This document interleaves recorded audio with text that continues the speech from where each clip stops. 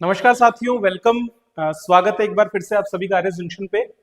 तो आज से आपका जुलाई महीना शुरू हो रहा है।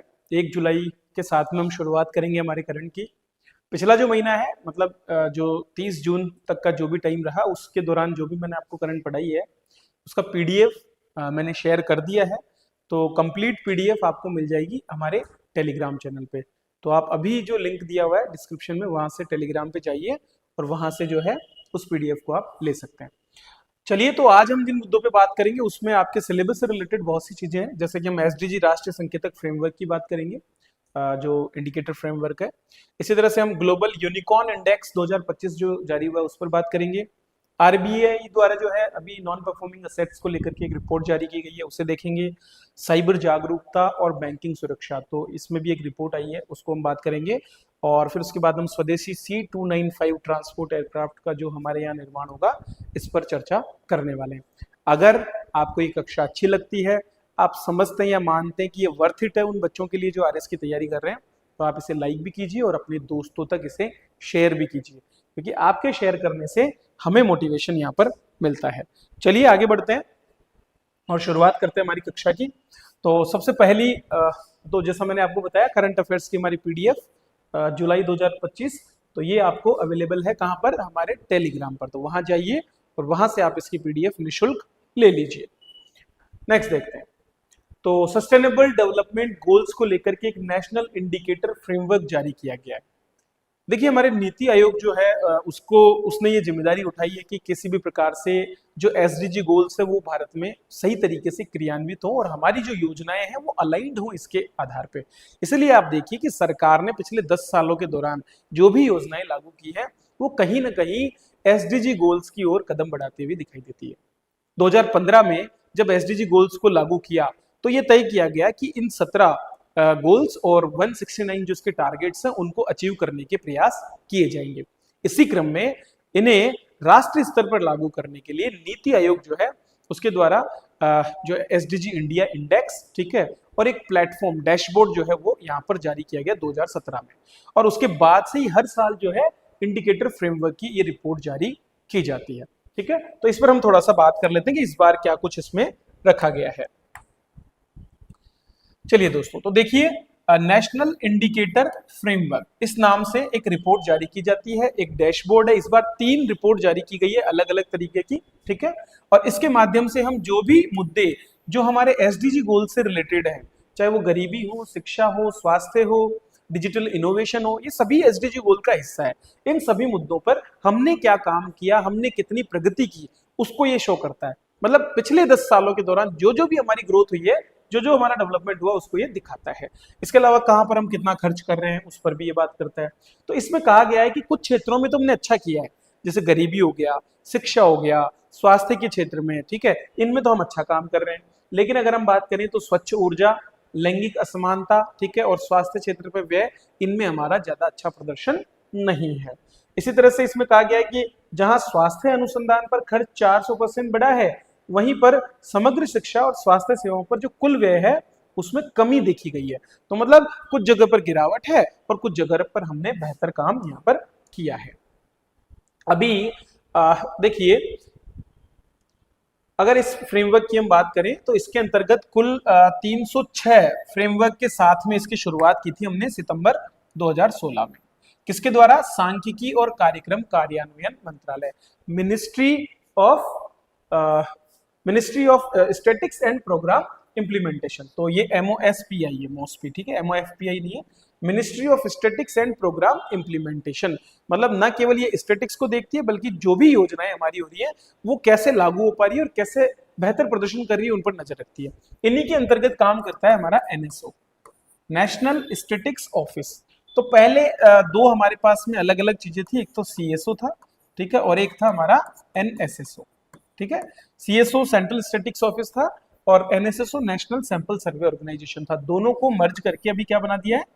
NSO बना दिया, ठीक है। तो अभी जो भी रिपोर्ट्स जारी करने का काम है वो NSO के द्वारा किया जाता है। तो वो MOSPI जो है हमारी ministry of statics and programme implementation, उसके अंतर्गत काम करता है। तो ये योजना आयोग के साथ में मिलकर के काम कर रहे हैं और ये क्या करते हैं कि जितने भी हमारे विभाग हैं चूंकि 17 गोल्स हैं, 17 गोल्स में बहुत सी स्कीम्स हैं, तो वो स्कीम्स अलग अलग लेवल पर अलग अलग डिपार्टमेंट के द्वारा जारी की जाती है। तो ये क्या किया इन्होंने कुछ संकेतक बनाए, कुछ ऐसे इंडिकेटर बनाए जिनसे हमें ये पता चल सके कि किसी स्कीम में हम कैसा बेहतर कर रहे हैं, किस सेक्टर में हम क्या अच्छा कर रहे हैं। तो 306 टोटल इंडिकेटर थे जब शुरुआत में इन्होंने इस फ्रेमवर्क को जारी किया था, लेकिन 2025 के में ये 284 है, 2024 में 290 था, ठीक है, और 2023 में 284 था। तो अब 2025 में कितना हो गया वापस 284। तो अभी 284 इंडिकेटर्स जो कि 17 गोल्स के हिसाब से अलाइंड है, अलग अलग, उसके हिसाब से ये रिपोर्ट जारी की गई है। इससे फायदा क्या होता है, देखिए इस रिपोर्ट के माध्यम से एक्चुअल डेटा जनरेट करके और प्रस्तुत किया जाता है विभिन्न विभागों को। हमें यह पता चल पाएगा कि हमारे जो एसडीजी गोल्स हैं इंटरनेशनल लेवल के, उनके अकॉर्डिंग हमने कितनी प्रगति की है और अभी हमें कितना और काम किया जाना बाकी है, ठीक है, उस चीज को ये मदद यहाँ पर करेगा। मैं एक एक करके आपको सभी गोल्स के बारे में थोड़ा सा डिटेल यहाँ देने वाला हूँ, ठीक है। तो मैंने जैसा बताया ये हमारे सस्टेनेबल गोल्स हैं, टोटल 17 गोल्स हैं, ठीक है। इनमें से नीति आयोग जो है वो यूनाइटेड नेशंस और हमारी सरकार का ministry of statics and programme implementation का नेशनल स्टैटिक ऑफिस, ये तीनों मिलकर के और इस पर काम करते हैं, ठीक है।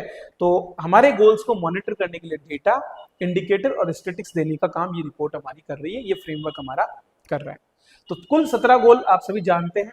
अब अगर हम इन 17 गोल पर ध्यान दें ढंग से, तो आप देखिए पहले गोल से जहां नो पॉवर्टी से शुरुआत होती है, तो नो पॉवर्टी से लेकर के और आपके जो जेंडर इक्वलिटी और जेंडर इक्वलिटी तक के जो गोल्स हैं, ये सारे के सारे सोशल गोल्स हैं, मतलब एक तरह से ये समाज में इक्वलिटी लाने के लिए काम करते हैं, है ना।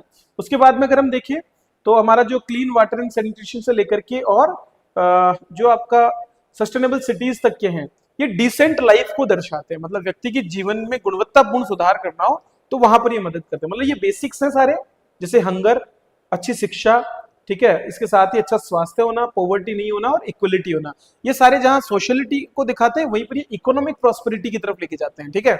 और फिर उसके बाद अगर आप देखोगे जैसे कि सस्टेनेबल सिटीज हो गई, रेस्पॉन्सिबल कंजम्पशन हो गया, क्लाइमेट एक्शन हो गया, लाइफ बिलो वाटर हो गया, लाइफ ऑन लैंड हो गया, ये सारे के सारे पर्यावरण की तरफ लेके जाते हैं हमको, मतलब एनवायरमेंटल जो है, एनवायरमेंटल इक्वलिटी की तरफ हमको लेकर जाते हैं। और फिर लास्ट में कोऑर्डिनेशन के लिए पार्टनरशिप फॉर गोल और इसी तरह से peace, justice and strong institution जैसी चीजें हमने इसमें रखी है। तो आपको यह भी ध्यान रखना है कि इन गोल्स को बनाने के पीछे क्या उद्देश्य है।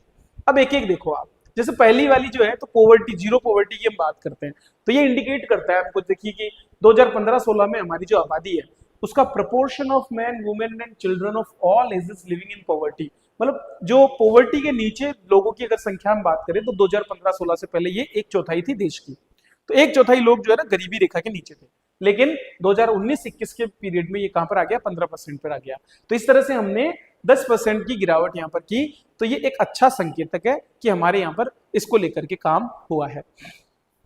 फिर देखिए कि proportion of population covered by social protection, मैंने आपको थोड़े दिन पहले ही बताया था, अभी एक रिपोर्ट में हमने बात की थी कि हमारे यहाँ पर वर्तमान में 64% से ज्यादा आबादी जो है उसको किसी न किसी सामाजिक योजना का लाभ मिल रहा है। रिवाइज कीजिए, अगर आप पिछली मेरी पीडीएफ देखोगे वहां पर आपको ये टॉपिक मिलेगा, तो वहां से आप रिलेट कर पाओगे कि देखो यहाँ पर हमारे नेशनल इंडिकेटर फ्रेमवर्क में भी हमने इस पर बात की है। तो ये आंकड़ा अभी आपको याद रहेगा कि कल को आपको बोले कि सामाजिक सुरक्षा के लिए केंद्र सरकार के प्रयास, तो उसमें आप ये लाइन लिख सकते हो कि कैसे पिछले कुछ सालों के दौरान हमारे यहाँ पर जो है सामाजिक सुरक्षा का दायरा बढ़ रहा है। नेक्स्ट देखिए, अब सेकंड हमारा आता है जीरो पॉवर्टी के बाद जीरो हंगर। तो हंगर की बात है, मतलब एग्रीकल्चर की बात है, उत्पादन की बात है, हमारे पास लोगों के पास में कंजम्पशन के लिए फूड होना चाहिए, उसकी बात। तो देखिए, तो credit to agriculture to the agriculture output, मतलब जो टोटल आउटपुट एग्रीकल्चर का है, मतलब जब मान लीजिए 100 रुपए का उत्पादन हो रहा है तो उसमें पहले 0.76 पैसे आपके क्रेडिट दी जाती थी, मतलब ऋण की व्यवस्था थी किसानों के पास में। अब ये बढ़कर के कितना हो गया 1.56, मतलब अब जो है अगर किसान 100 रुपए का उत्पादन कर रहे हैं तो उनको 1.56 अर्थात 1.5 रुपए तक का ऋण उपलब्ध है।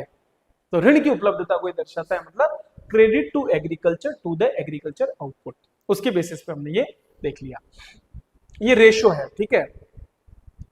नेक्स्ट देखिए, सॉरी, ये अगर रेशो है तो इसका मतलब हो गया ये 1.56 है, मतलब इसका हम कह सकते हैं 1.5 गुना तक ज्यादा हमारे पास में क्या है, ऋण उपलब्ध है, ठीक है। ये मेरा मिस्टेक है, मैंने समझने में ध्यान नहीं दिया, तो अभी आपको क्लियर रेशो लिखा है क्योंकि परसेंटेज नहीं है, तो रेशो होने का मतलब है कि 1.56, मतलब जो टोटल हमारा एग्रीकल्चर आउटपुट है उससे 1.5 गुना ज्यादा हमारे पास में वर्तमान में क्रेडिट टू एग्रीकल्चर अवेलेबल है। ठीक है, नेक्स्ट देखो, number of plants and animal genetic resources for food and agriculture secured in either medium और लॉन्ग टर्म कंजर्वेशन फैसिलिटीज। मतलब हमने क्या किया है, हमारे जितने भी प्लांट्स और एनिमल्स है, अब देखो पहले 2014-15 तक लगभग 4.5 लाख के करीब था, 4,32,000 करीब, वो बढ़ करके 4,89 हो गया।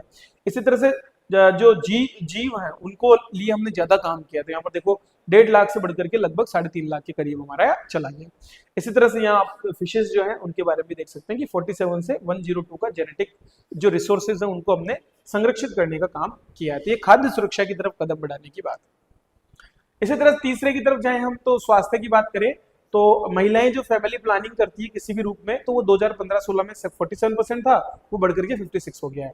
नियोनेटल मोर्टेलिटी रेट, मतलब नवजात जो शिशु है मृत्यु दर, उसकी बात अगर हम करें तो पर 1000 लाइव्स पर जहां 2015 में 25 था, वो 2021 में घट करके 19 हो गया। मतलब प्रति 1000 बच्चे जो जन्म होते हैं, तो उनके आधार पर हम इसको देखते हैं। ठीक है, नेक्स्ट देखिए, budgetary allocation for department of health. तो रिसर्च की बात करें हम हेल्थ रिसर्च में, तो यहाँ पर बजट को बढ़ा करके लगभग जो है 4 गुना यहाँ पर कर दिया गया है। तो हेल्थ रिसर्च पर हम ध्यान दे रहे हैं, ये इसको दर्शाता है। अगर हम बात करें कि एजुकेशन की, तो देखिए यहाँ पर 2015-16 तक 58% जो है स्कूल्स में इलेक्ट्रिसिटी थी, जो अब 91% हो गई है। कंप्यूटर्स की बात करें 27 से बढ़कर के 57 हो गया है। टॉयलेट्स की बात करें तो ये 19% से 34% हो गया है, जो डिसेबल्ड के लिए अडोप्टेड इंफ्रास्ट्रक्चर की हम बात करें। रैम्प्स की बात करें तो 67 से 77 हो गया है। तो हमने जो हमारा एक तरह से वल्नरेबल सेक्शन है उसको हमने मजबूत करने की कोशिश की है। ड्रिंकिंग वाटर फैसिलिटी 86 से बढ़कर के 98, मतलब बहुत अच्छा हमने यहाँ पर कर लिया। अगर हम बात करें single sex basic sanitation facilities की, तो बॉयज की भी बड़ी है और इसके साथ साथ गर्ल्स का भी बड़ा है, हालांकि इसमें बहुत ज्यादा हमने इंप्रूवमेंट नहीं किया। बेसिक हैंड वॉशिंग फैसिलिटीज की बात करें तो 51 से 94, ये बहुत अच्छा हमने कर पाया। तो जैसे जल जीवन मिशन और बाकी सारी जो योजनाएं चलाई गई उनका ये बेनिफिट है। इंटरनेट फैसिलिटी भी बढ़कर के 46 से 78% हो गई है। तो ये यहाँ पर कुछ बदलाव हमने किए। ये सारा डेटा आपकी मदद करने वाला है, आप जब आंसर लिखेंगे उनमें, तो अगर आपको थोड़ा भी याद रहता है तो कहीं ना कहीं आप इसमें बेटर कर पाएंगे।